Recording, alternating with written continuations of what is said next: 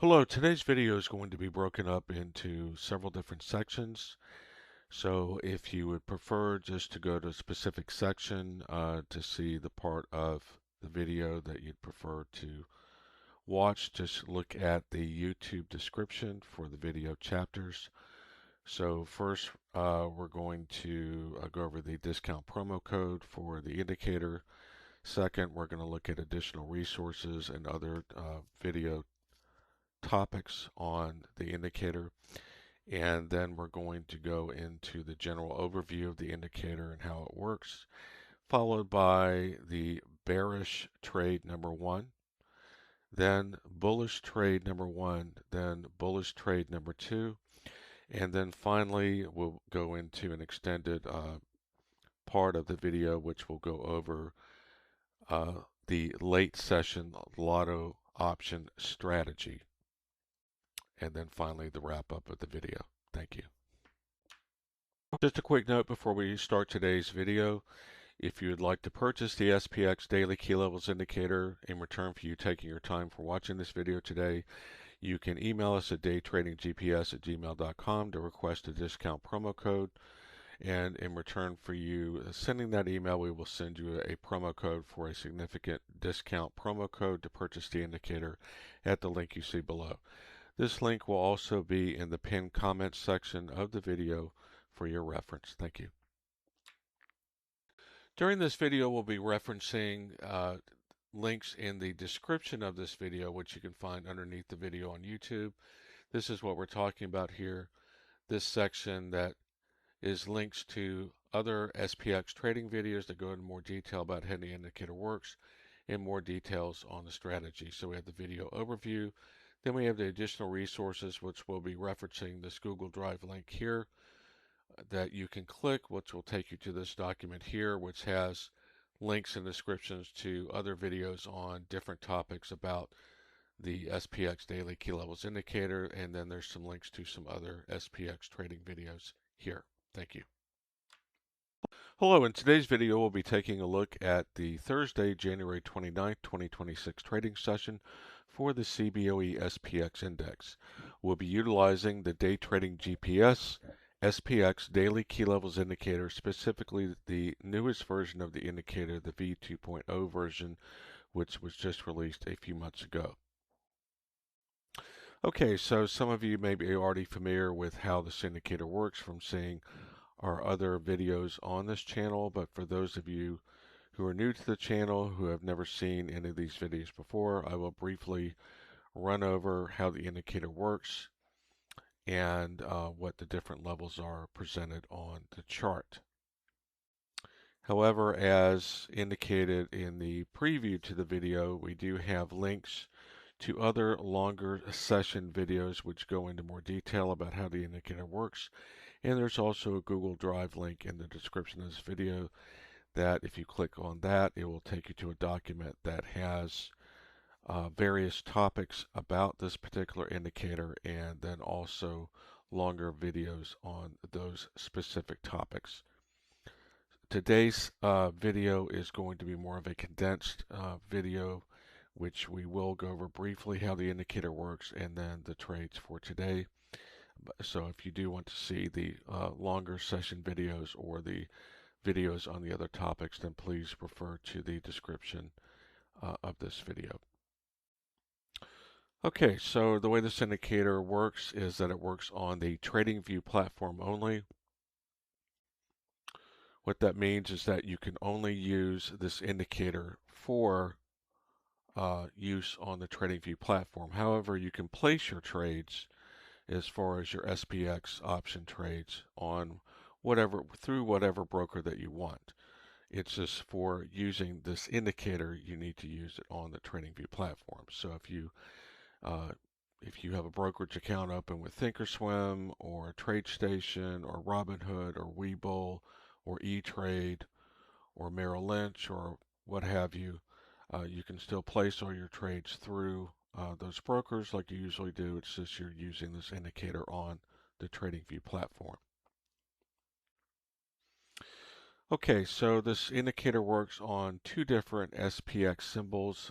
The first symbol that it works on TradingView is the SPX CBOE index. So on TradingView under symbol search, you would simply type in SPX and then look for the SPX symbol under the CBOE exchange, and that is the symbol that we have it on now. The other symbol that it works on is for Forex traders or for people taking trading challenges with Forex-based trading challenge companies in which you can only trade SPX via Forex through a Forex CFD version of SPX. So in that case, you would not be trading SPX index options. You would instead be trading the Forex CFD version of SPX to your Forex broker.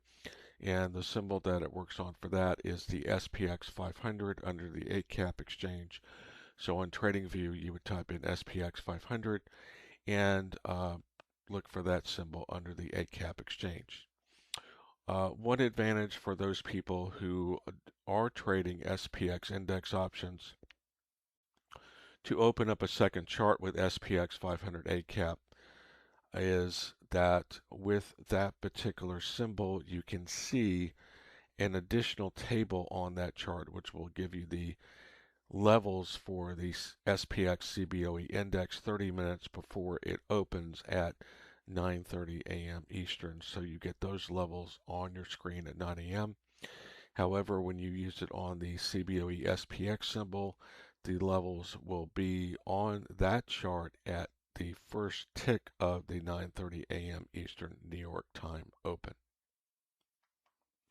So for example here, we're on CBOE SPX, and so the levels that you would see on your screen are what would be showing at 9:30 a.m. Eastern New York time. Now we've turned on some of the additional levels here, specifically these midpoint levels, because of the way price action panned out during today's session. For the default display of the indicator, the default levels displayed are at 9:30 a.m. unless you change what you want the default to be, is the SPX Bull Bear KPL. That's the most important Bull Bear key price point and key level for the different key levels that the indicator presents. So generally speaking, that is a bullish bias above and a bearish bias below. However, you can still take bullish or bearish trades with this indicator off of any of the main key levels. So with the V2.0 indicator, your main key level is the Bull Bear KPL. Your other main key levels on the V2.0 indicator are going to be your R1 through R6 levels and your S1 through S6 levels. So keep in mind that with this indicator, you can take bullish or bearish trades off of any of the main S levels below the Bull Bear KPL, or bullish or bearish trades off of any of the main R levels above the Bull Bear KPL. And of course, depending on price action, you can take a bullish or bearish trade off of the Bull Bear KPL as well. The QL levels that you see here are just enabled for above and below the Bull Bear KPL. The QL levels can be enabled above and below each main level. You would do that in the user control panel of the indicator, but on the default display, unless you change the default, what you want to save the default display as, only the QL above the BBKPL and QL below the BBKPL are shown on the default display.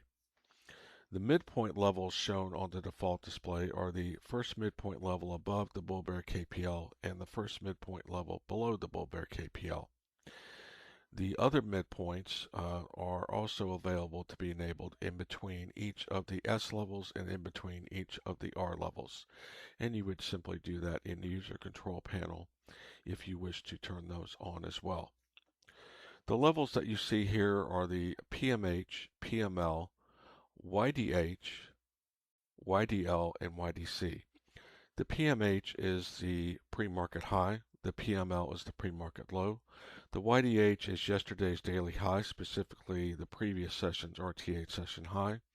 The YDL is yesterday's daily low, specifically the previous day's RTH session low, and the YDC is yesterday's daily close, specifically the previous day's RTH session close. These key levels also play an important role in the overall context of any given session. So, for example, for there to be any significant move to the downside, not only is price going to have to start closing below the bull bear key price level and holding below that, but generally in most sessions it's also going to have to start closing below the pre-market low and holding below that for any significant downside move to occur. Conversely, on the pre-market high, it's the same thing in reverse. For there to be any significant upward action in the session, as far as bullish action, generally speaking, you're going to have to start closing above the bull bear KPL and holding above that, and also closing above the pre-market high and holding above that for there to be a significant move to the upside. The YDL, YDC, and YDH levels are also important for context of the session, as typically in a lot of sessions they will be stopping points or points where moves may stall or start reversing. However, if the price breaks through decisively through any of those YDC, YDL, or YDH levels and holds and starts continuation moves above that, then you can see significant moves to the upside or downside based on it closing above or below those levels decisively and holding above or below those levels. There are two different types of trades that you can do with this indicator. One is scalp only trades and the other is regular trades, which we will see here in a few moments when we get involved with the trades.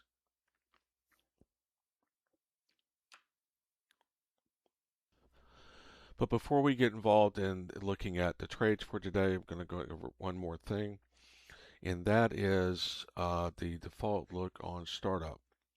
So as you can see here, we've moved where we're just looking at R1, and because of the way the session progressed throughout the morning session, we are loading up the levels below that. So this is tainted to show from R1 down to S6. Generally speaking, though, when you start a session, you want to have somewhere between R2 and S2 as the beginning part of what you want displayed on your chart. And you'd also like to see all 5 of these PMH, PML, YDC, YDH, and YDL levels. So to do that, you simply go over to your right price axis here, and you left click and hold on to the mouse, and you can, as you can see here, if we have all 6 levels, it looks very squunched up. So at the beginning of a session, at the 9:30 open, what you simply do is to go back to the right price axis, and you simply drag your mouse up. And as an example, if we were at the start of the session, we would want to see something along the lines of this, where we have R2 down to S2, and since YDL is close to S2, we would have R2 down to YDL. However, as you can see that quickly in this session, price began to rapidly move to the downside. So in that case, we want to move up, and we scroll down as price continues to move down, and we open up our additional midpoint levels between the S levels to help us gauge level-to-level trade management of our bearish trade that we did at the beginning of the session. Okay, so now we'll move on to looking at the trades of the session. Okay, so here we're going to look at the trades of the session. As you can see here, we have the notes on the chart. We also have the ask data boxes for the entry candles, and we have over here the various levels that it hits with the bid prices specifically for the candle closes on each one of these level hits. Okay, so first off, we have the 9:30 a.m. candle marked off here. We're on a 2-minute chart.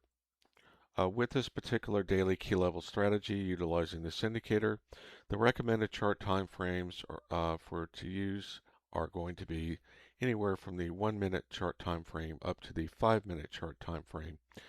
However, you'll see on most of our videos on SPX trading utilizing this indicator with this strategy on this YouTube channel that we utilize for our session videos, the 2-minute chart, as we have found that to be the most consistent performer for this particular strategy. However, if you prefer the 1-minute time frame or the 3-minute time frame or the 5-minute time frame rather than the 2-minute time frame, that is fine as well, especially if you prefer to use this particular indicator in conjunction with some other indicators that you may also like to use as far as giving you additional confirmations of any entries that you would like to utilize with this particular indicator, or for helping you to manage trades as they move from level to level. However, just keep in mind that we have found that the 2-minute chart time frame out of that 1-minute to 5-minute range works the most consistently for this particular strategy. Okay, so we have the 9:30 a.m. opening candle. As you can see here, it opens below, tries to wick up to the bull bear KPL but doesn't, and ends up closing below the bull bear KPL. So that is our bearish entry signal for the 9:30 a.m. opening candle. With this particular indicator, the 9:30 a.m. opening candle trade is part of the daily key levels trading strategy with this indicator. However, it is not mandatory for you to take the 9:30 a.m. candle trade and is simply an optional trade. If you prefer to let the session play out more before making any trades, as an example, you could have instead entered on some of the succeeding candles for a bearish play off of S1 instead of a bearish play off the 9:30 a.m. candle on the bull bear KPL. Or you could have entered on one of these candles here for a bearish play off of the S2 level, just as an example. So you do not have to take the 9:30 a.m. candle trade if you do not want to. It is an optional trade under this strategy. You can simply wait for price action to play out to a specific time or period of the session that you prefer trading in, and then based on what price action is doing at the particular level in question, particular main key level. Again, the main key levels are bull bear KPL, R1 through R6, and S1 through S6 as far as taking bullish or bearish trades. And at that time, later in the session, depending on what price action is doing at one or more of those main key levels, you can then decide whether you would prefer to take a bullish or bearish trade off of those levels at that time. However, for those that prefer taking the 9:30 a.m. opening candle trade, which is what we prefer to do, then on this particular candle, this is a bearish entry off of the BBKPL level on the 9:30 a.m. candle close. Now, the most important aspect of this candle is that it is closing below the bull bear key price level, and it is also closing within the acceptable range for a BBKPL level based bearish trade. What the acceptable range means is there is an acceptable range on any of the key level trades. So on any bullish or bearish trade off of any of the main key levels, there is an acceptable range that the candle close can be within, and if it is within that acceptable range, then you can take a trade off of that level, whether it happens to be a bullish trade on a candle closing above that level or a bearish trade for a candle closing below the level in question. And there is a specific video and a PDF document on this particular topic of inside the acceptable range and outside the acceptable range, which you can find on the Google Drive link in the description of this video, which has links to descriptions of other topics on this indicator and videos on those topics. And within that document, you will see one section that is on 9:30 a.m. opening candle trades, and also what is within the acceptable range and outside the acceptable range. And there's an accompanying PDF document that goes along with that video, which also explains that in greater detail, and also that emphasizing that that also not only applies to 9:30 a.m. opening candle trades for the BBKPL level, but also bullish and bearish trades with specifically to the acceptable range portion as well. Okay, so we have the bearish trade entry here. Now, what about our stop losses? The stop losses are based on the level that you're taking the trade on and the type of trade. So in this case, we're taking the trade off of the SPX Bull Bear KPL level. So our stop losses are going to be the QL level above or the midpoint level above the Bull Bear KPL. The standard stop loss is the first midpoint above the level that you're taking the trade from if it happens to be a bearish trade. If instead this was a bullish trade, then the standard stop loss would be the first midpoint below the Bull Bear KPL. But this is a bearish trade, so it's the first midpoint above the Bull Bear KPL for the standard stop loss. For those that prefer to use tight stop losses, the tight stop loss on this bearish trade from the Bull Bear KPL level is the QL above the BBKPL, which is this level here.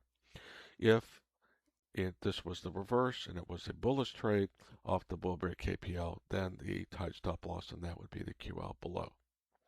And it works the same off of the other levels as well for bullish and bearish trades. If you were taking a bearish trade off of S1 as an example, then the standard stop loss would be the first midpoint above. Tight stop loss would be you would turn on the tight stop loss if you prefer to use that, and you would turn on the tight stop loss, which is the QL above S1. Same thing with S2 for a bearish trade off of S2. Midpoint above S2 is your standard stop loss. QL above S2 is your tight stop loss.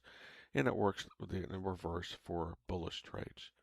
Your standard stop loss in a bullish trade is going to be the first midpoint below, whereas the tight stop loss is the QL below the level you're taking the bullish trade from.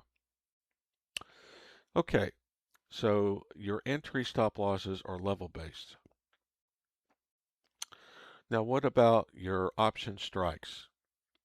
With this indicator, you're always going to have three different alternatives for the strikes that you could consider on any bullish or bearish trade. So I'll explain what it is for this particular trade, but this would also apply to other trades as well. So how you figure that out is you take the level that you're taking the trade from, in this case the Bull Bear KPL, 69.95.96. What type of trade is it? Bearish trade. So the standard play is going to be the strike that is closest to the level that you're taking the trade from. Since this is 69.95.96, the closest strike to this level is going to be the 69.95 strike. Since it's a bearish play, it's a 69.95 put. Now what about our two other alternatives? The two other alternatives are going to be out of the money alternatives. And how you figure that out is you take the level you're basing the trade off of, the Bull Bear KPL in this case. What's the direction of the trade? Down, since it's bearish. So we simply look down to the first midpoint level below the level we're taking the trade from. 69.8906. What's the closest strike to that? This 69.90 strike.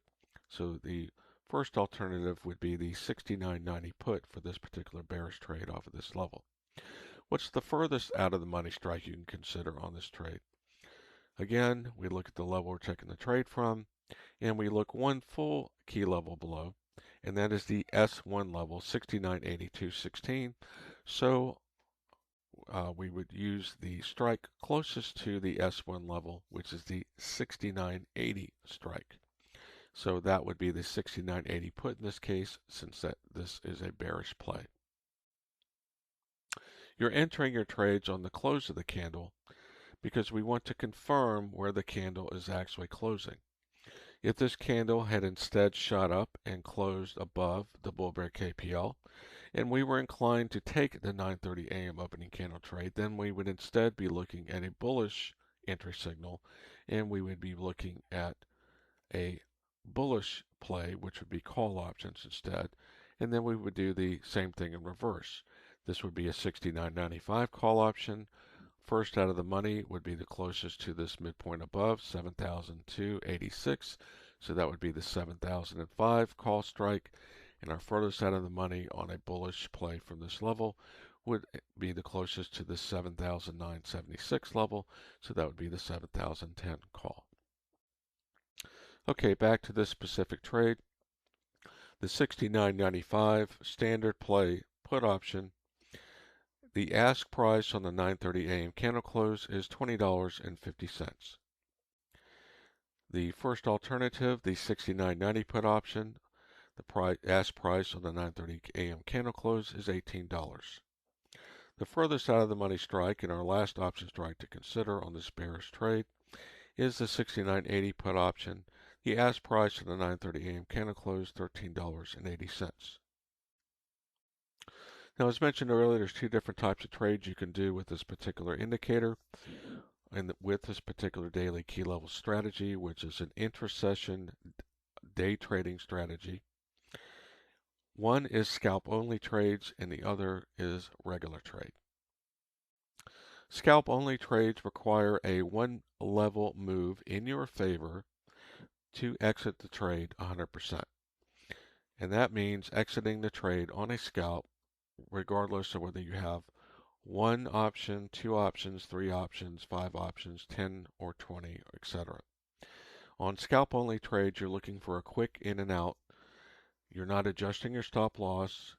You're not doing any scaling out. You're simply closing out all contracts when the one level move in your favor has been met. And in this particular case, the one level move in our favor was met on the next candle. As you can see here, it hits S1. S1 is one full level below in our favor from where the trade was taken from, the bearish trade. Look one level below, that's S1. That is your scalp exit, as that is a one level move in your favor. The length of the level move in your favor is calculated by taking the level that you're taking the trade from to that specific level. So even though this trade started, as you can see here, the candle below the bull bear KPL, for purposes of calculating the exit for the scalp and for other trades, you're calculating it from the level that you took the trade from in the direction that you took in the trade, in this case bearish. So a one level move is S1 from the bull bear KPL. So that is your scalp exit. Here are the data boxes for the bid prices at the candle close here. The 69.95 put, 23.20, profit $270 per option on the scalp. 69.90 put, 20.50, profit $250 per option on the scalp. 69.80, $15.90, profit $210 per option on this scalp only move. Now, a regular trade requires a minimum 1.5 level move in your favor for a regular trade. A regular trade also differs not only from the level move required from the scalp, but with a regular trade you have three different options as far as how to handle managing that trade once it hits the minimum 1.5 level move in your favor. Those three options are going to be A, you can either close out 100% of your contracts, just like you did with the scalp. So when it hits this 1.5 level move, you can simply close out all contracts, and that is the end of that trade. And if you still want to trade the rest of the session, then you can look for an additional trade opportunity. However, the second option would be to instead adjust your stop loss to break even or break even plus an initial profit buffer of generally 10 to 15% on top of break even. So at this point, you would switch from a level-based stop loss to now a price-based stop loss when it hits the 1.5 level move in your favor if you're doing a regular trade. So in this case, on the bid price on the candle close here, I was taking an example, the 69.95 put, $26.50.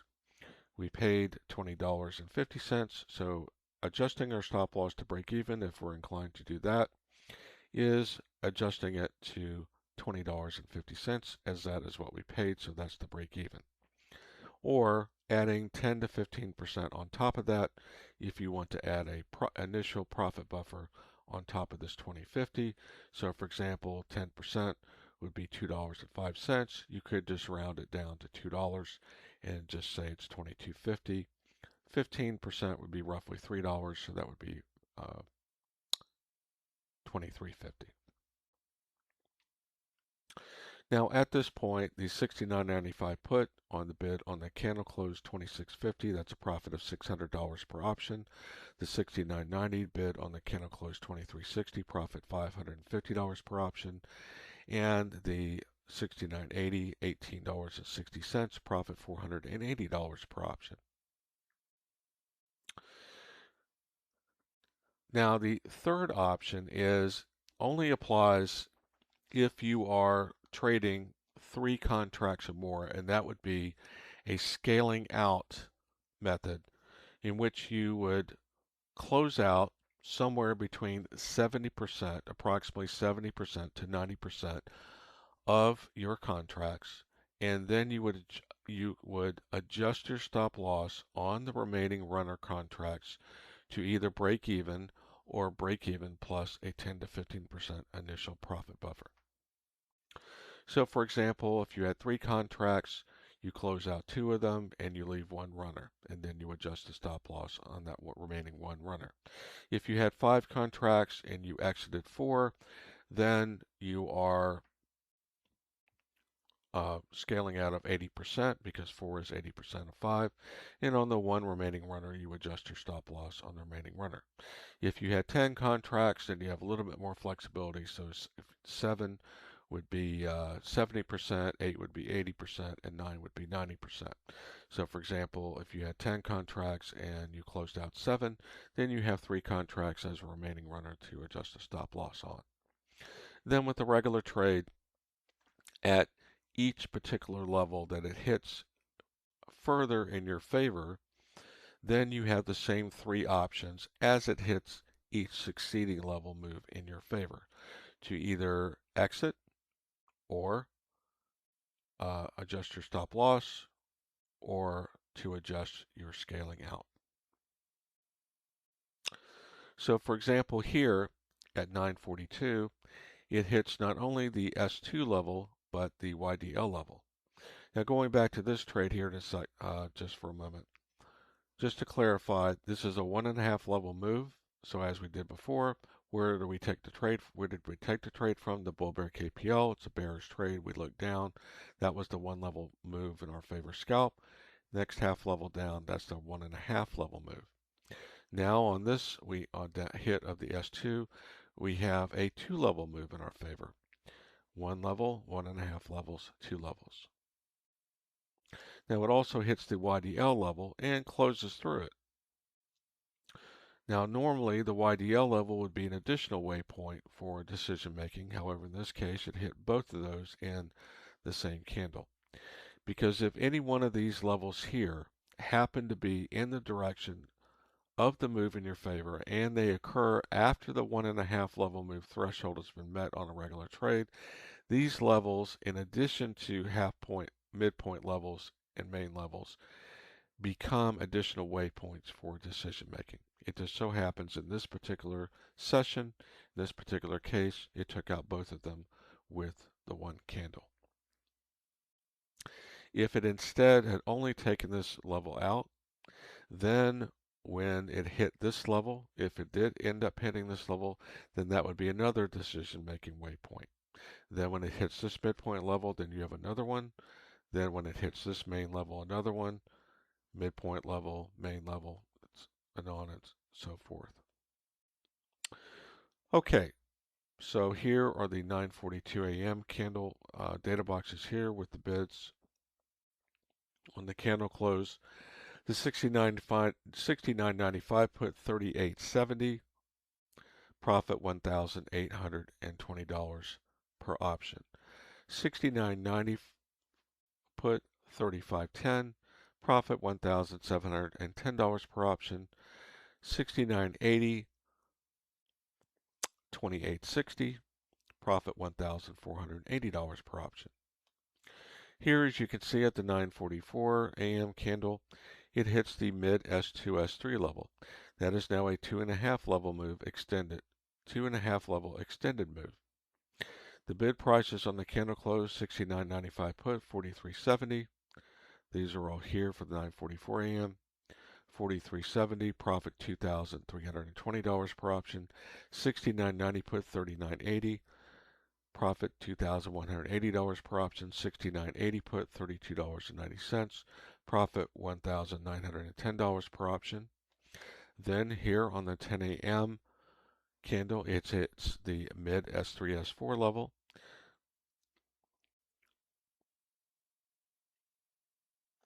Oh, uh, my apologies. I skipped over one here. 9:58 a.m. is the next level hit here, so my apologies. It hits the S3 level. Now that is a 3-level move, extended move. 69.95 put, 57.10. That is this row here. 9:58. Profit now $3,660 per option on that. 69.90 put, 52.60. Profit $3,460 per option. 69.80, 44.40. Profit $3,060 per option. So as you can see here, if you hold some runners through the different levels, then you can start multiplying your profits exponentially if we happen to get a move like we did today, in which we get a very large extended move. On the 10 a.m. candle here, it hits the mid S3, S4. That's now a 3.5 level extended move. The data boxes are here for that, the 10 a.m. 69.95 put, 69.30. Profit $4,880 per option. 69.90 put, 64.70. Profit $4,670 per option. 69.80, 56.20 on the bid. Profit $4,240 per option. And then here at 10:14 a.m. we have this hit of the S4 level with the bounce back up. So we have a touch with the bounce back up. Now a 4-level extended move. Bid prices are here on the candle close.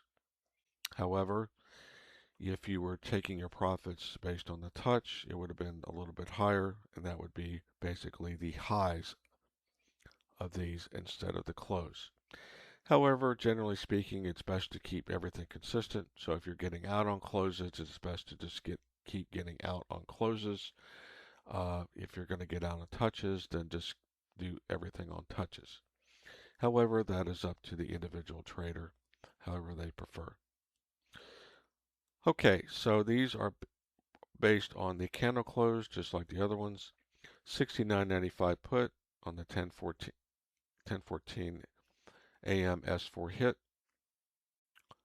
75.10 on the bid on the candle close. Profit $5,460 per option. 69.90, 70.30. Profit $5,230 per option. 69.80, $61. Profit $4,720 per option. Now, as you can see here, we did not continue on with the various data boxes and comments through these here, but as you can see after here, it went back and re-hit this level several candles later and then made a move down after closing below this level to then seek out the mid S4, S5 level. So that would now be a 4.5 level extended move.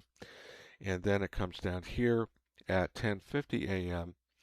and you have the hit of the S5 level here at 10:50, and then here a few candles later you have the mid S5, S6 hit.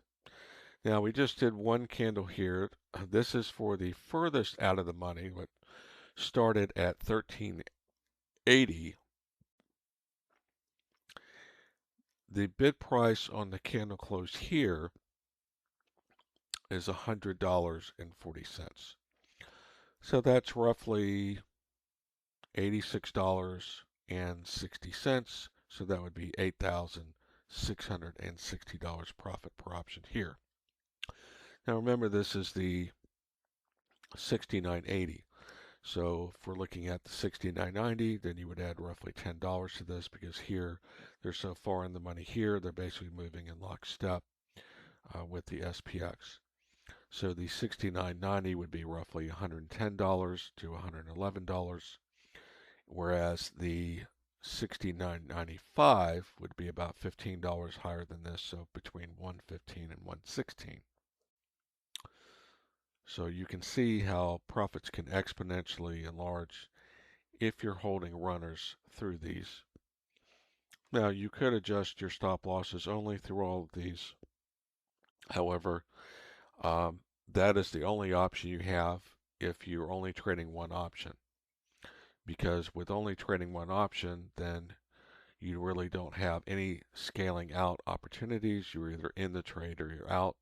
So that is your only option if you prefer not to exit in any one of these previous levels and you want to keep seeing how far this can go in your favor.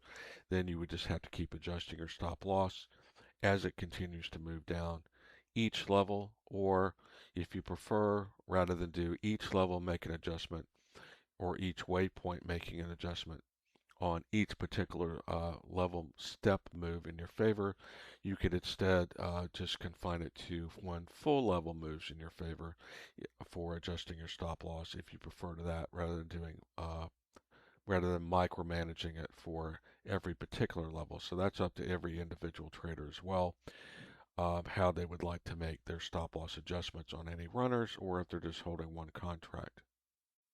Okay, now we're going to look at bullish trade number 1 of the session. This occurs on the 11:12 a.m. candle.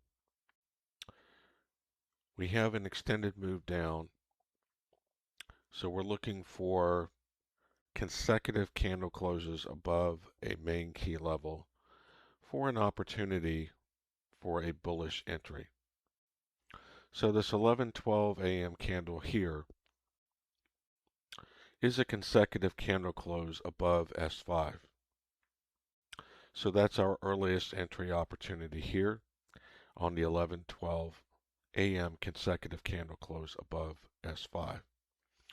Also, for alternative entries, for more confirmation, these candles here for 11:14, 11:16, and 11:18, the three candles following this, are also alternative entry candles, as these also closed above S5 as well, and they were also still within the acceptable range for a bullish entry based on the S5 level. So remember, we have in the description of this video a Google Drive link to a document that will have descriptions and links to other specific video topics on this particular indicator, one of which is the acceptable range and outside the acceptable range on both 9:30 a.m. Opening candles, as well as candles for other trades off of other levels besides the BBKPL level. There's also an accompanying PDF document to that particular video, and that also gives expanded details on what is considered within the acceptable range and what is outside the acceptable range for bullish and bearish trades, not only off the BBKPL on the opening candle, but other candles throughout the session for considering trades off either bullish or bearish trades off of any of the main S key levels or main R key levels. Okay, so we have the bullish entry here. As far as the option strikes to consider on this, you're going to look at the standard play, which is the option strike closest to the level that you're basing the trade on. In this case, the S5 level, 68.85. Bullish trade, so that's going to be a call strike we're looking for. So the 68.85 call strike would be the standard at the money play on this particular trade. The two other alternative strikes, unlike the bearish trade where we were looking below, since this is a bullish trade, we're looking above. So we look above to the first midpoint, mid S4, S5, 68.9938. So that's going to be the 6900 call strike for our first alternative strike on this S5 bullish entry. Our final alternative entry, the furthest out of the money, would be looking one full level up from this bullish entry level, 69.1318. So that would be the 69.15 call option. So here we have the data boxes for the ask prices on the close of this 11:12 a.m. candle. Keep in mind that if you entered on these alternative candles that occurred after this initial entry candle here, which was the initial trade opportunity candle, then you'd be paying a little bit more than what is shown here on the 11:12s. Okay, so as far as the stop loss on this trade, the tight stop loss is going to be the QL level below. So unlike in the bearish trade that we had to begin the session where we were looking above for our stop losses, we're looking below now because this is a bullish trade. So the QL below is the tight stop loss, the QL below S5. The standard stop loss, if you prefer to use that, would be the first midpoint below the level that you're taking the bullish trade from. So in this case, that's the mid S5, S6 level here.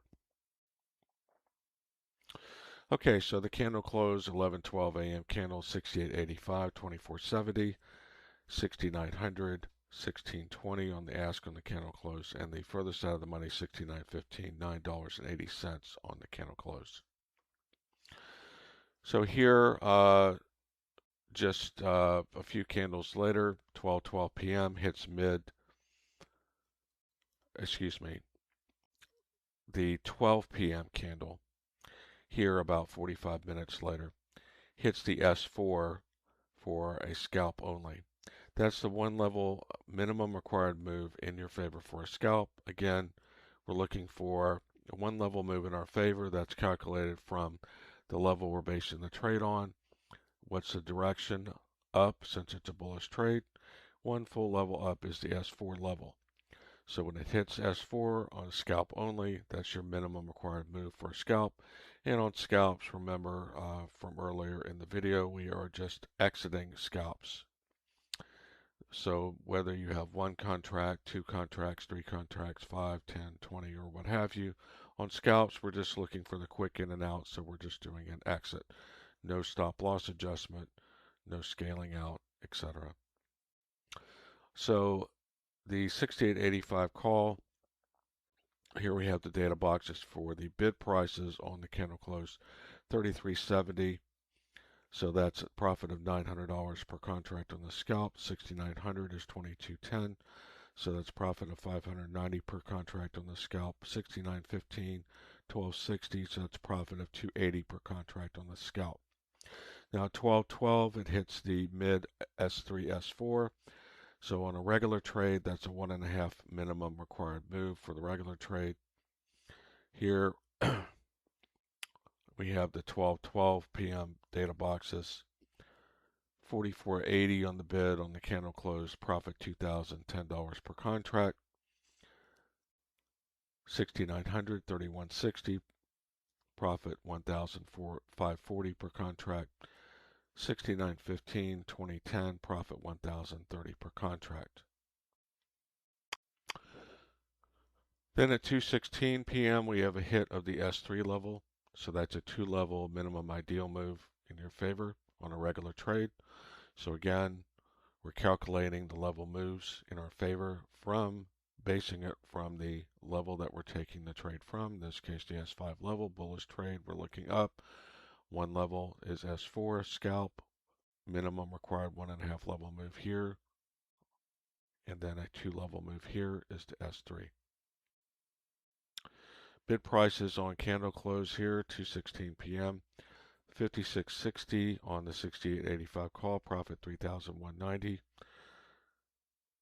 On the 6900, 41.80, profit 2,560 per contract. 69.15, 27.40 on the bid. On the candle close, profit 1,760 per contract. Now this is getting into the, this is the 2:16 here. So at this point, it's getting into the last part of the session, which is the 2 p.m. to 4 p.m. window. And this is the last part of session lotto option strategy, which we'll be going over in the final part of this video after we go over bullish trade number 2. But just briefly going over this now as a preview, lotto window for considering lotto play entries starts at 2 p.m. and runs to 3:45 p.m. So even though the window is 2 to 4, the window for considering entries is 2 p.m. through 3:45 p.m. That way we have enough time if we enter in or around at the last part of this 3:45 for a 15 minutes for the move. Generally, in most sessions, the opportunities for the least cost on these lotto options will be between 3:30 p.m. to 3:45 p.m. window. Lotto play rules. If considering lotto play, you can only use up to, so that's up to 10% of this session's profits for lotto plays. So what that means is if you made $5,000 previously in this current session, then you can consider using up to $500, 10% of that $5,000. If you made $1,500, then you can consider using up to $150. So it's really just 10%, using up to 10% of this session's profits for lotto plays. And that is because lotto plays are high risk, high reward. So you're going to confine any loss that you have is only going to represent 10% max of your current session profits. So that's why you're only going to use up to 10%.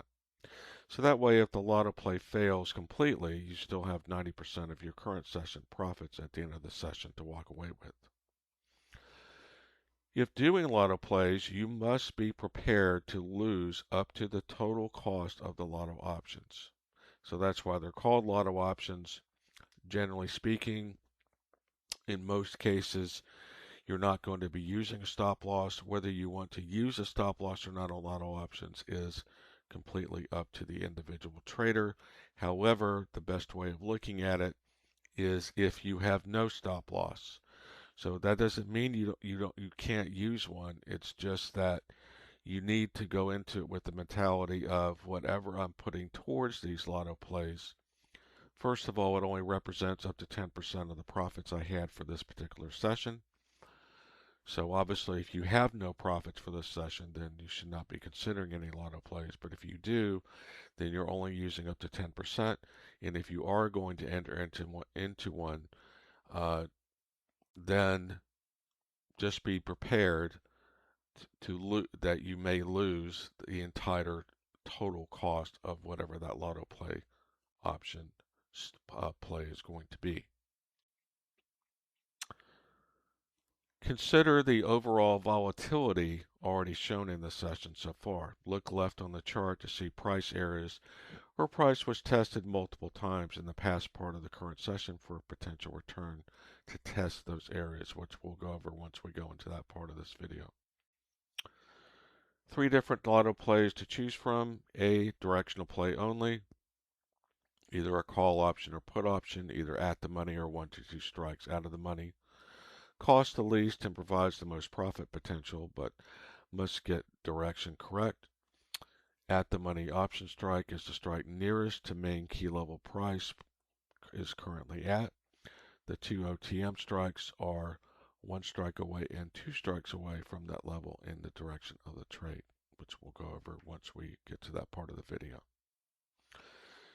B, non-directional play OTM strangle, buying both a call strike and a put strike each, either 1 or 2 strikes out of the money on either side equidistant from current price at time of entry. Generally more expensive than directional play only, as you're buying 2 different options. Requires a larger move to overcome the cost of the put-call combo buy. C, and finally, non-directional straddle, buying both a call strike and a put strike at the money closest strike to the current price at time of entry. This is the most expensive lotto play out of the 3 lotto plays to choose from. Requires a larger move to overcome higher cost of the at the money put call combo. All right, so now we'll move on to bullish trade number 2 to look at, and then finally we'll look at the complete lotto option play strategies. Okay, now we're going to take a look at bullish trade number 2. This is on the 12:02 p.m. consecutive candle close above S4. So if you missed bullish trade 1 off the S5 level, which was down here in this area, or you chose not to do that S5 level trade and you were looking for an additional opportunity when more strength was shown by closing above a higher S level, so that would be returning back from this particular part of the downdraft and rising above it. Then you have this consecutive candle close here above the S4 level as another bullish trade opportunity. Now also the 1204, 1206, 1208, and 1210 candle closes above S4. Also alternative trade entries, as all of those are still within the acceptable range for a bullish entry based on the S4 level. So this is the initial one here for this consecutive candle close above, returning above this area here. And then you have these additional candles here, these additional 4 candles, which were also still within the acceptable range if you were looking for additional confirmations or you just happened to miss this initial entry. Tight stop loss is QL below S4 in this bullish entry off S4, or the standard stop loss is first midpoint below the level we're basing the trade on. That would be mid S4, S5 here. As far as option strikes, same process as before. What is the closest strike to the level we're basing the trade on? S4 69.13.18, so that's going to be the 69.15 strike since it's a bullish entry, 69.15 call. Alternative out of the money strikes, we're going to be looking up since it's a bullish trade. First midpoint above, level taking the trade from. Mid S3, S4, 69.26.98. So that's going to be the 69.25 call. Furthest out of the money, the S3 at 1 full level above, 69.40.77, which is kind of blocked out by these candles here. But if you look down here, 69.40.77. So that's going to be the 69.40 call strike. So here are the data boxes for the ask prices on the candle close of the 12:02 p.m. Keep in mind that if you entered on either the 12:04, 12:06, 12:08, or 12:10s afterwards, then you're going to be paying either somewhat in the same vicinity or possibly slightly more. Okay, so the 69.15 is 1470 on the ask on the 12:02 candle close. The 69.25, 930, and the 69.40 furthest out of the money, just $4.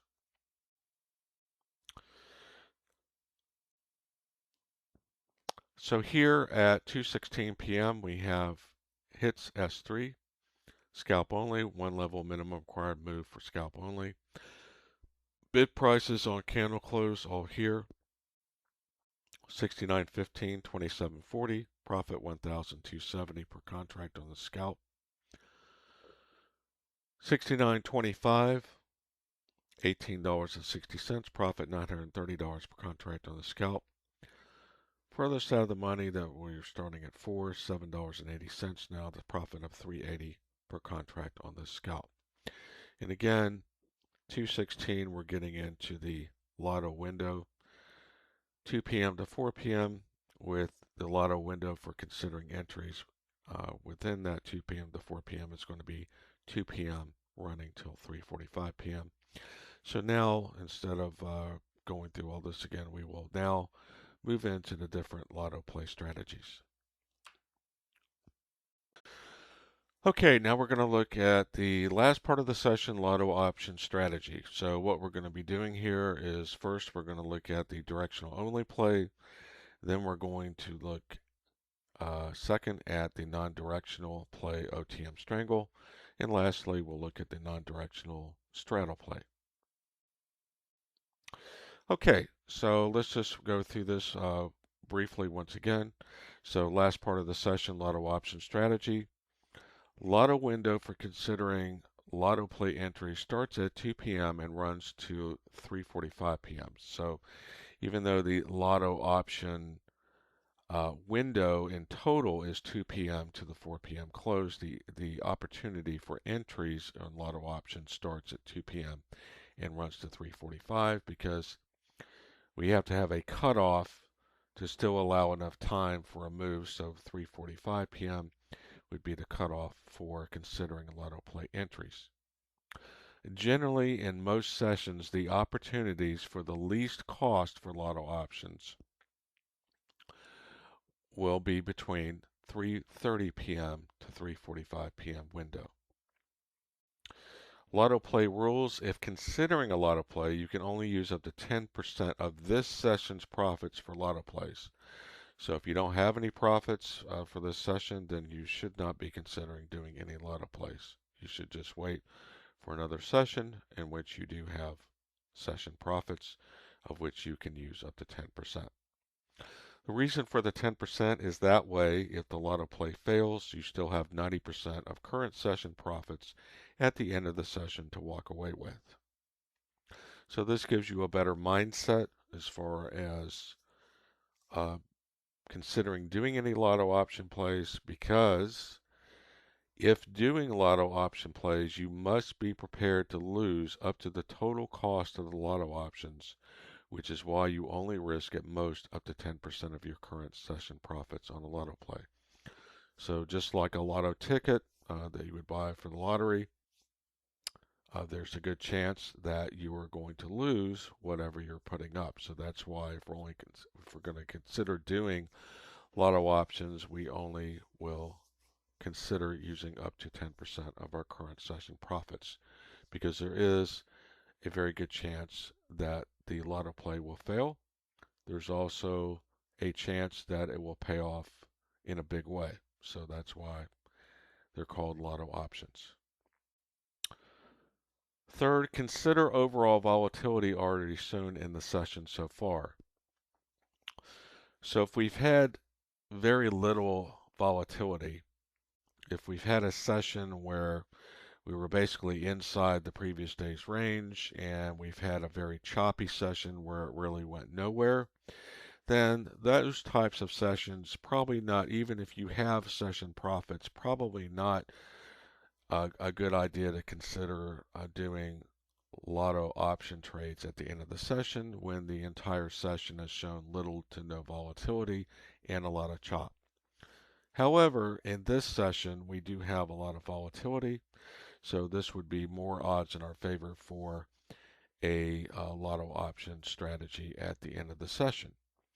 So generally speaking, if you have very little volatility and just lots of chop with price really going nowhere, staying within a very narrow range for the entire session, then generally the odds are against you for any significant move at the end of the session.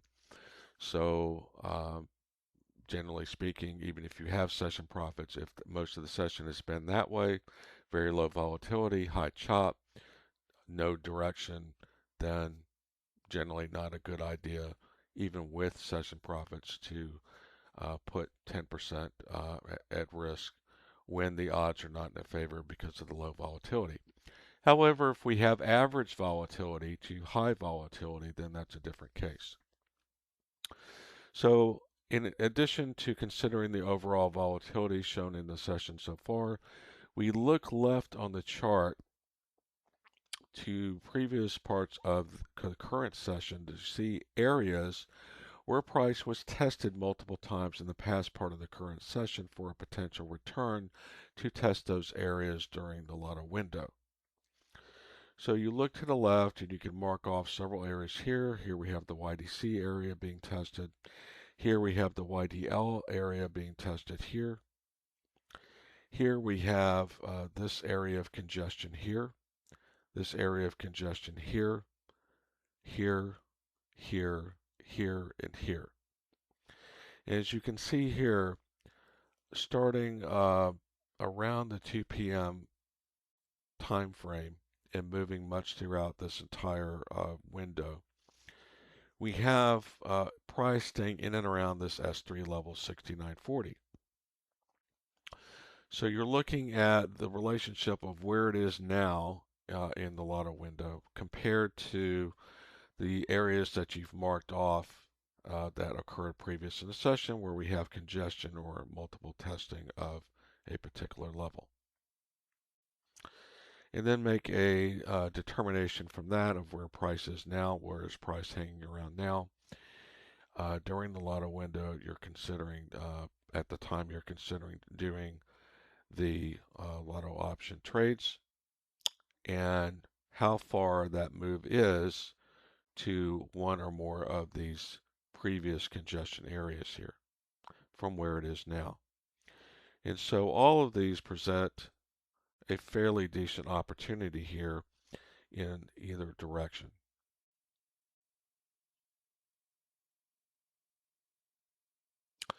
Now there are three different Lotto plays to choose from. A, directional only play, either a call option or a put option, either at the money or 1 to 2 strikes out of the money. Costs the least and provides the most profit potential, but must get direction correct as compared to these non-directional plays. So here you're picking a direction, you're choosing a direction, they're going to cost the least, provide the most profit potential, however, must get direction correct. The at-the-money option strike is going to be the strike nearest the main key level price is currently at.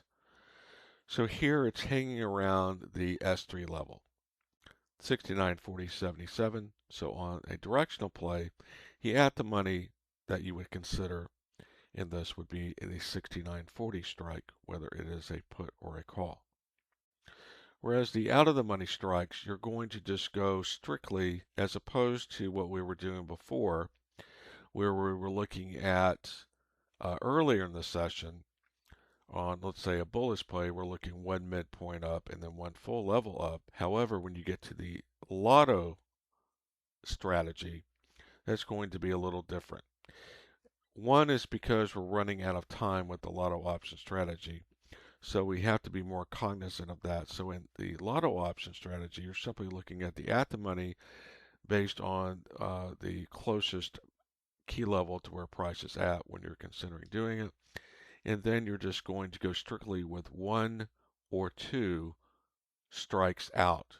So that's just going to be 1 or 2 strikes out specifically from the at-the-money strike level. So it's 69.40. The next option strike out for bullish would be 69.45, and then the furthest would be 2 strikes away, 69.50. In the case of a bearish play, from the 69.40 at the money, then the 69.35 call, 69.35 put, or the 69.30 put. So that's at what we've pointed out here. Bullish directional lotto price at or near S3 69.40.77, then either 69.40, 69.45, or 69.50 call. Bearish directional lotto price at or near S3 69.40.77, then either 69.40, 69.35, or 69.30 put. Now we have these two here, a non-directional play OTM strangle and non-directional straddle, which we'll be going over with separately. In this particular screenshot, we're just looking at the directional play only. However, these two differ from this is that these are non-directional plays. So these are generally going to cost more, with the straddle being an ATM straddle being the highest cost out of these three different lotto plays to choose from. Whereas the out of the money strangle is going to be in between those two as far as cost. So it's going to cost more generally than the directional only, but it's going to cost less than the non-directional at the money straddle. So we'll go into those after we go through this. Okay, so we're going to look here. Remember that generally in most sessions, the opportunities for the least cost on any of these three different auto plays to choose from is generally going to be in most sessions between the 3:30 to 3:45 p.m. window. So here in this, we have the 3:36 p.m. candle. Now, why is the 3:36 p.m. candle marked off here? And that is because it's starting to make a move. Here we have a bunch of chop. We're going back and forth above and below, where we're looking for a clue that hopefully occurs between 3:30 to 3:45 p.m. window to move away from this chop and give us a clue as to direction here. So here in the 3:36 p.m. candle, we have a close above, a consecutive close above the S3 level here. So in that case, we would be looking at the 69.40 call, or the out of the money 69.45, or furthest out of the money 69.50. So here we have all three of those: 69.40, 69.45, 69.50. The 69.40 on this close of this candle here on the 69.40 call, the 3:36 p.m. candle close is $7.20. So that's $720. That would mean that you would have to have at least $7,200 in session profits to consider doing this one. The first out of the money strike is $3.90. Ask on the candle close the 3:36 p.m. candle. So in order to do that option, that is going to cost you $390. So that means you have to have $3,900 in session profits to consider doing one of these. Lastly, the furthest out of the money is the 69.50. That is $1.65 on this candle close of 3:36 p.m. candle. So that's going to cost you $165. So that means that you've got to have $1,650 in current session profits to consider doing this, as that would be 10% of your current session profits. Now let's take a look at how each three of these pans out. We have marked off here the 3:50 p.m. candle, 3:54 p.m. candle, and 3:58 p.m. candle. The 3:50 p.m. candle hits this midpoint here. The 3:54 p.m. candle hits the YDL level. And the 3:58 p.m. candle, which had this strong wick up before backing off, hits the S2 level. So on the at the money play, the standard play at the money, 69.40, we have the cost of $7.20, as you can see here on this 3:50 p.m. candle. We have a high of $20.30. an open of 1140, a low of 1040, and a close of 1610. The 3:54 p.m., we have an open of 1850, a high of 25, a low of 1770, and a close of 2480. The 3:58 p.m. candle, we have an open of 2750, a high of 3140, a low of 2450, and a close of 26.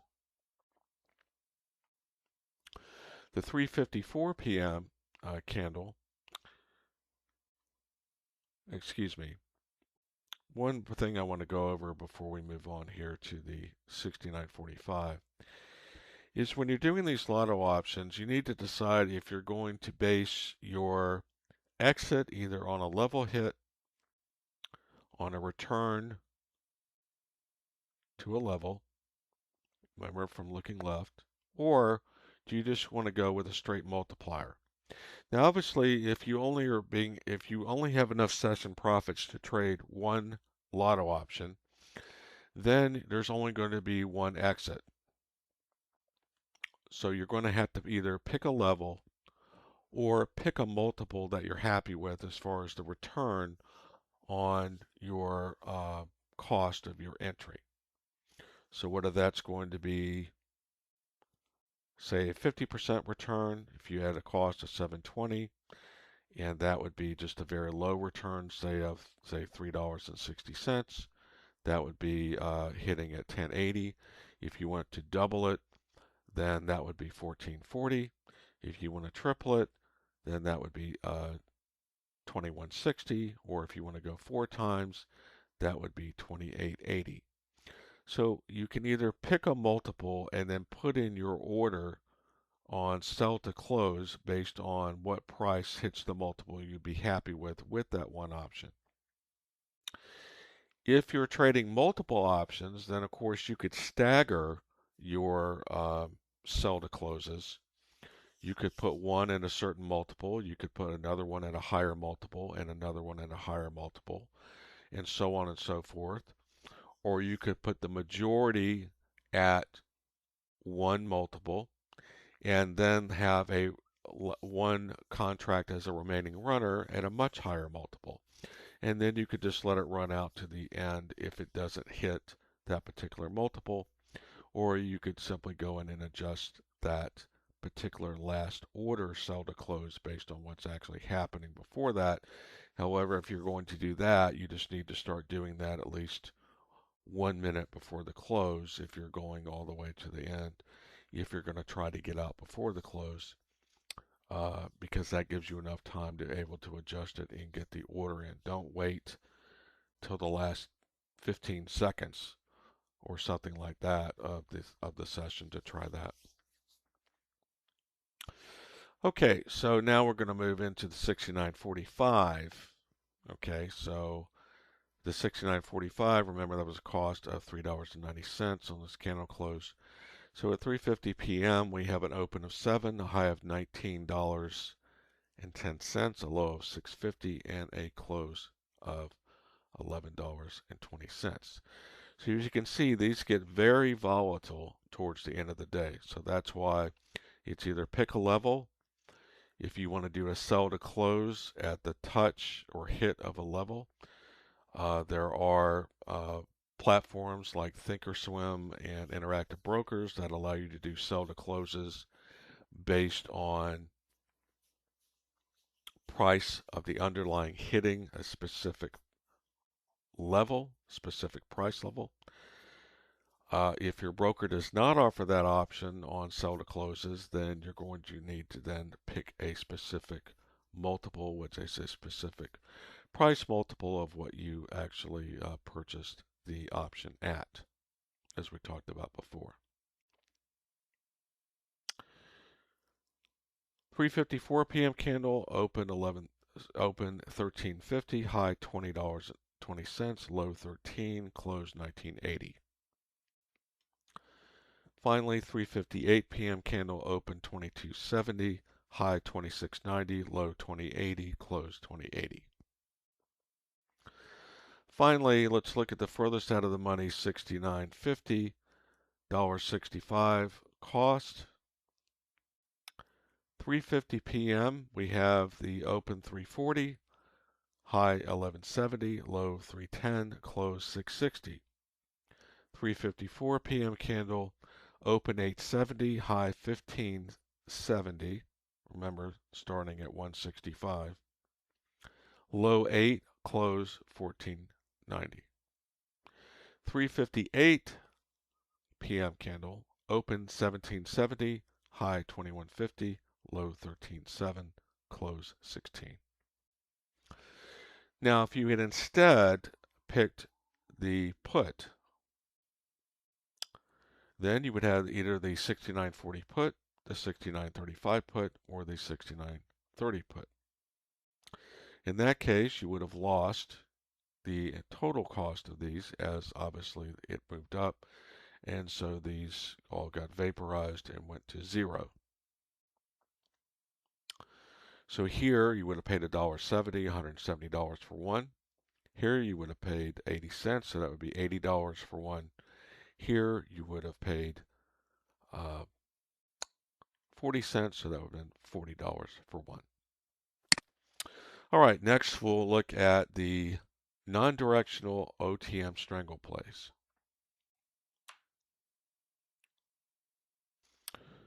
Okay, now we're going to look at the non-directional OTM strangle. So this is buying both a call strike and a put strike, either one or two strikes out of the money on each side equidistant from current price at time of entry. Generally more expensive than directional only play, requires a larger move to overcome the cost of the put-call combo buy. So we're going to look at two different screenshots. One screenshot is going to be on the 3:30 p.m. entry, and one screenshot is going to be based on the 3:36 p.m. entry.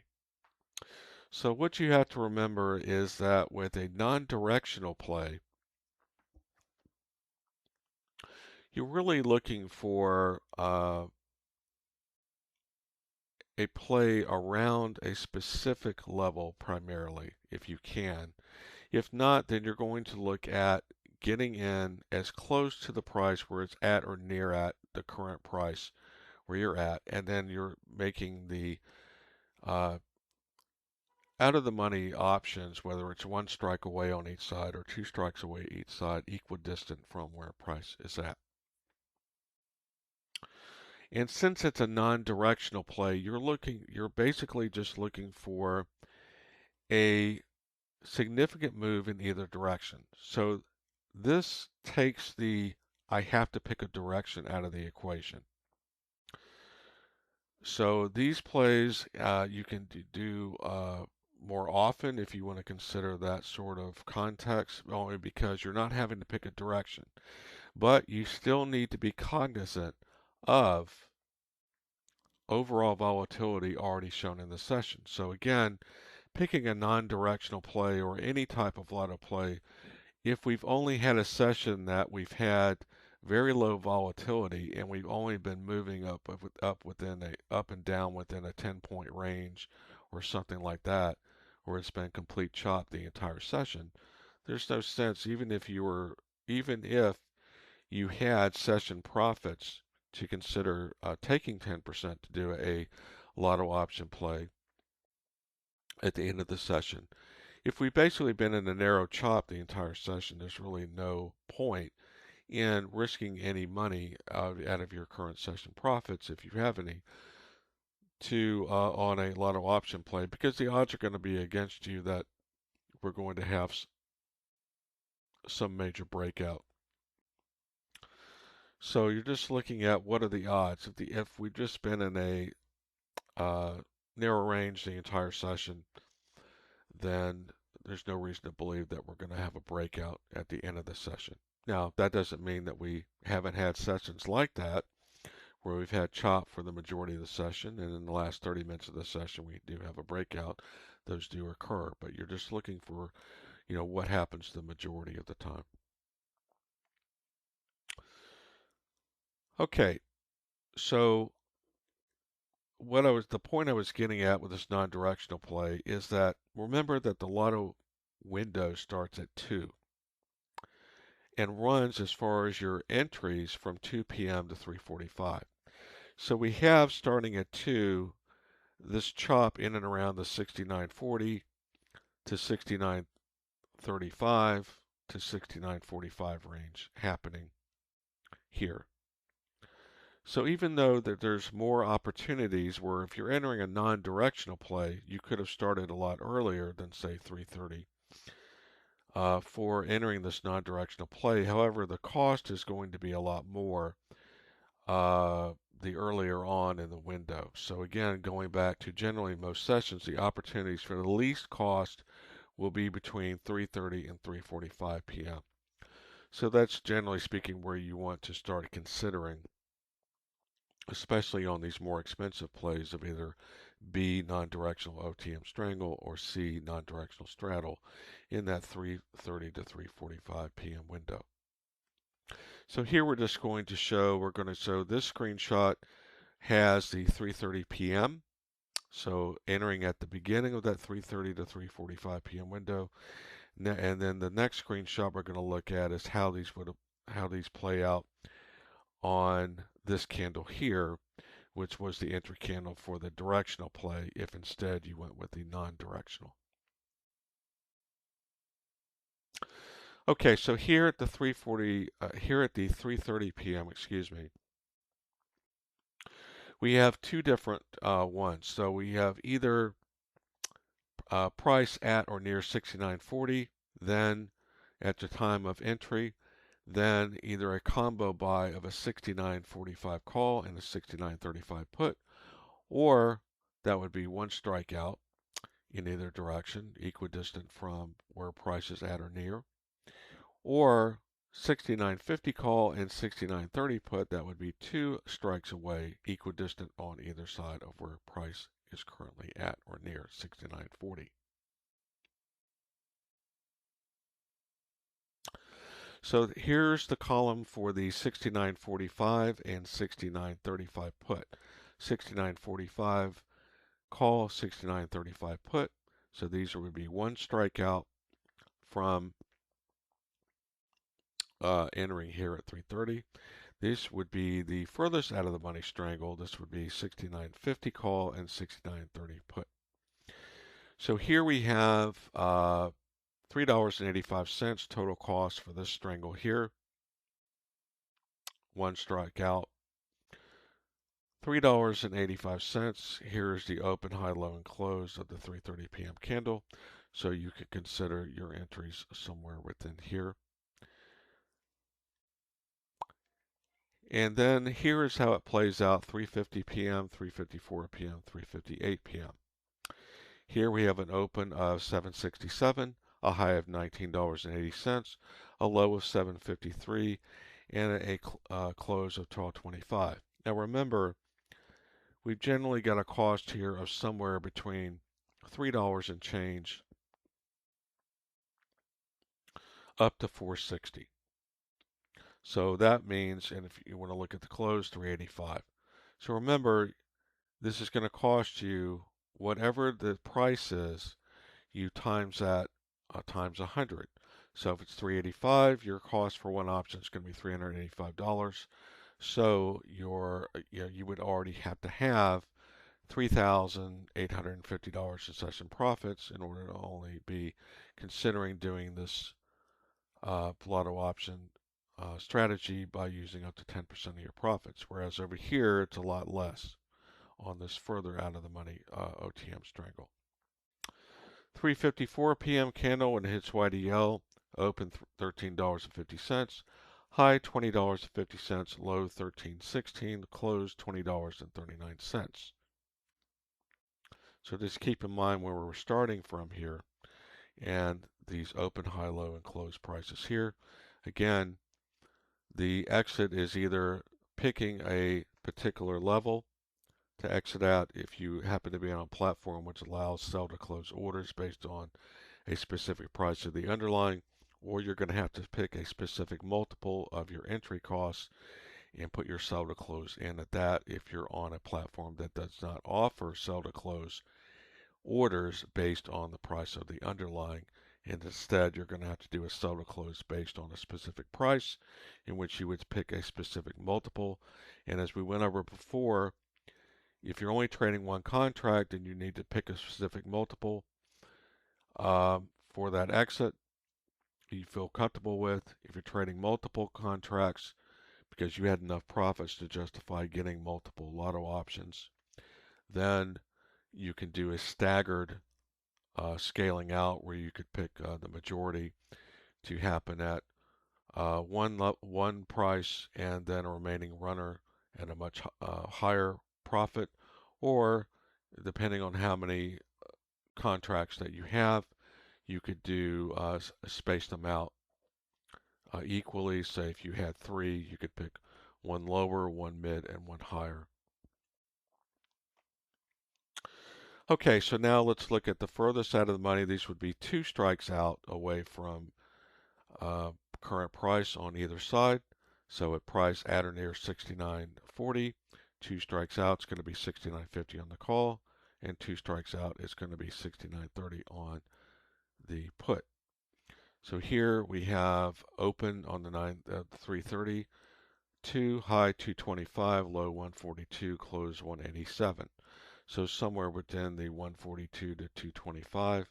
If you want to look at the close, that would be $1.87. So that would be $187 per strangle combo of the 69.50 call and 69.30 put. 3:50 p.m. candle, open 387, high $12, low 373, close 683. 3:54 p.m. candle, open 883, high 1575, low 823, close 1553. Finally, the 358 candle open 1799, high 2115, low 1643, close 1743. Now we'll look at what this would have worked out to be with different strikes based on the 3:36 p.m. candle. Okay, now we're looking at the non-directional play OTM strangle. However, this time we're looking at the 3:36 p.m. candle. Now this candle is closer to 69.45, so we would do an adjustment if we're basing it on this candle here as opposed to where it was here, because now price is at or near 69.45, so now the 1 strike away on each side equidistant for that would be 69.50 call, 69.40 put, or 2 strikes away is going to be the 69.55 call in the 69.35 put, if we're instead entering on this 3:36 p.m. candle. Okay, so taking a look at the cost here on the one strike away out of the money strangle, 69.50, 69.40. On the 3:36, we have 349, low 237, high 445, close 350. So the range 237 to 445. If you want to look at the close, 330, that would be a cost of $330 for one of these strangles. So that would mean you would need to have, as an example, based on 330 cost, 3,300 in session profits to justify the up to 10% using on this lotto option play. Okay, so here we have the 350 candle, open 417, high 1234, low 376, close 685. 3:54 p.m. candle, open 883, high 1575, low 823, close 1553. 3:58 p.m. candle, open 1797, high 2115, low 1643, close 1745. Now here we have the 2 strike out of the money on each side, equidistant away from price at 69.45, and that's the 69.55 call, 69.35 put. So here in the 3:36 p.m. candle, open 162, high 205, low $1, close $1.32. So if you have much less session profits, let's say you had up to 2,000, or you had even as little as 1,000, and you could put in your order to buy at $1, or let's say you had $1,250, you could put in the buy order at $1.25 to see if it gets filled, and so that would be the range within this candle for that. The 3:50 p.m. candle open 152, high $7.60, low $1.36, close $3.05. 3:54 p.m. candle open $4.33, high 11.15, low 403, close 10.44. Finally, the 3:58 p.m. candle open 13.07, high 16.94, low 11.73, close 12.94. Next, we'll look at the final strategy, the non-directional ATM straddle. Okay, so finally we're going to look at the non-directional straddle. That's buying both a call strike and a put strike at the money, closest strike to current price at time of entry. This is the most expensive lotto play out of the 3 lotto plays to choose from, either directional only, OTM strangle, or non-directional straddle. Requires a larger move to overcome the higher cost of the at-the-money put-call combo. So again, we're going to look at entering either on the 3:30 p.m. or entering on the 3:36 p.m. In this case, you're just buying at or near the where price is at the time that you're purchasing. So if it's at or near 69.40, then you're buying 169.40 call and 169.40 put.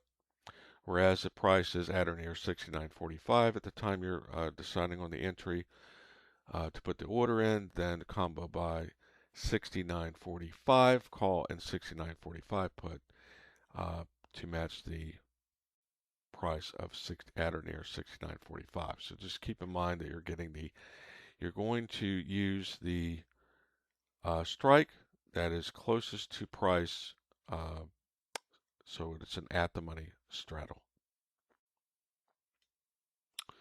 Okay, so at 3:30 p.m. here,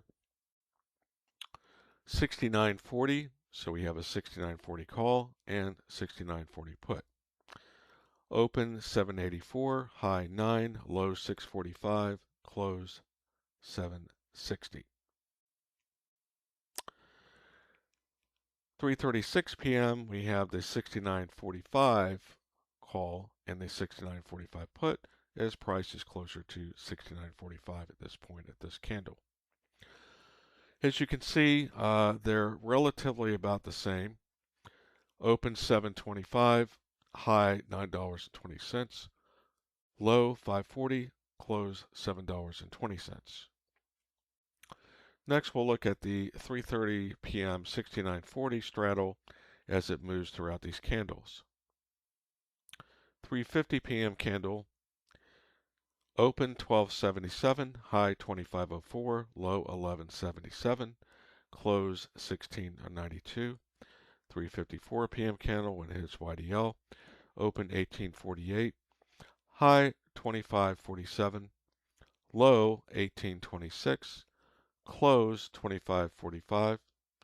Finally, the 3:58 p.m. candle, open 2853, high 3155, low 2673, close 2845. Next, we'll look at how the 69.45 straddle, entering at 3:36 p.m. as an example. The 3:50 p.m. candle, open 840, high 2052, low $7.60, close $12.35. 3:54 p.m. candle, open 1354, high 2055, low 1316, close 2037. 3:58 p.m. candle on this hit of S2, open $23.04, high $26.95, low $21.63, close $22.45. So as you can see, the at the money straddle costs the most. It also gives you the opportunity, though, for uh, profit in either direction, much like the OTM strangle. It just behaves differently because of the cost, but as you can see, it does jump around and is very volatile at the end of the session, like all of these plays are. So again, you have to be very cognizant of that because you are running out of time. And if you're not going to just let it run into the end of the session close, then you either need to pick a specific level or a specific price to have a sell to close at of an amount of profit that you are going to be happy with. And again, if you're trading multiple contracts, then you have more options available to you as far as scaling out and, by either creating uh, multiple prices. Say you had 3 or 4 of these, you could pick one particular multiple to sell it at, one price to sell it at, or you could pick one price for 2 to sell at, leave a remaining runner, or just pick all 3 to sell at one particular price. So when you have only one option, it's either, you're very limited as far as what you can do. When you have multiple options, if you had enough profit in the session to afford multiple options, lotto options, by using only 10% of your current session profits, then you have more options available to you as far as exiting the trade. Okay, so that's going to wrap up today's video. We appreciate you taking the time for watching today's video and supporting our channel. If you did like this video, please hit the like button as it helps us with the YouTube algorithm. If you would like to be notified when we post new videos, then please hit the subscribe button. As mentioned early on in this video at the beginning, if you are interested in purchasing the SPX Daily Key Levels Indicator, then in return for you taking your time for watching this video today, you can send us an email at daytradinggps@gmail.com to request a discount promo code to give you a substantial discount on the purchase price of the indicator. So again, thank you for taking the time for watching this video today, and we wish you much prosperity in all your future trading.